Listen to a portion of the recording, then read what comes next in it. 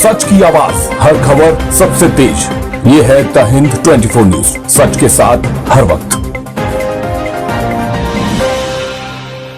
नमस्कार, आप देख रहे हैं द हिंद 24 न्यूज और मैं हूं आपके साथ साक्षी निर्वाण। आइए नजर डालते हैं आज की कुछ खास खबरों की ओर। राजकोट शहर में एक और मर्डर केस सामने आया है। प्रद्युम्न पार्क के पास विपुल राठौड़ नाम के एक युवक की बॉडी मिली।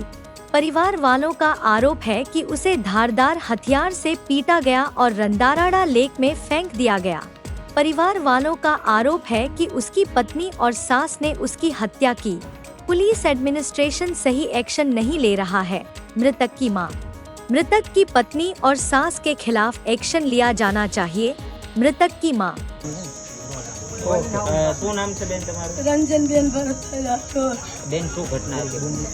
મારો છોકરો વિપુલ એને સવારમાં મમ્મી કેવું જાઉં છું કે હમણાં આવું છું ઘીરે એમ કેમ કે બજાર બેન જો મારી શેરી હતી ને તો ના છે ને ગાડી રિક્ષા આવી તો છે ને એને ઉપાડી ગયા નથી રિક્ષામાં નાખી 2-3 જણા હતા અને પછી કાંઈક પાયું હોય છે કાંઈક દારૂ બારું પાઈને લઈ ગયા સાગરનગરમાં મારતા તો અમી મારી લાકડીઓ મારી પાઇપ માર્યા અને પછી કે મને બચાવવા દો મારી બેન તેડી જાય છે મને મારમાં મારો ભાઈ તેડી જાય છે તો મને મૂકી દે તો મૂક્યો નહીં આખી શેરી સબૂત હતી નનકા બચ્ચા એમ કહે છે કે માર્યો પાઇપું માર્યા ધોકા માર્યા કે મૂક્યા જ નહીં એને મૂક્યો જ નહીં પછી એ કે મને છોડી દે મને બધું લેવા આવશે તો ન છોડ્યો ને તેમાં ફેંકી દીધો મારા છોકરાને. કોને માર્યો? આ કિશને એક બચાવવા જતો શેરી મળવા નથી ને પાણીમાં માર્યો પછી પાણી ભાગી ગયું.